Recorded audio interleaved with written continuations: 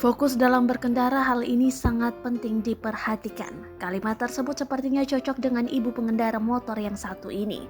Rekaman CCTV memperlihatkan dirinya menerobos palang parkir sehingga menyebabkan sesuatu yang fatal.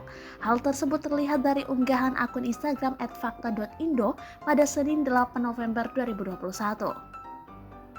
Pada unggahan tersebut, memperlihatkan CCTV yang mengarah pada palang parkir.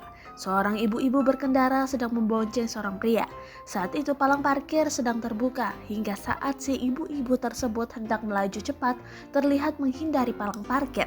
Pria yang diboncengnya malah terjatuh.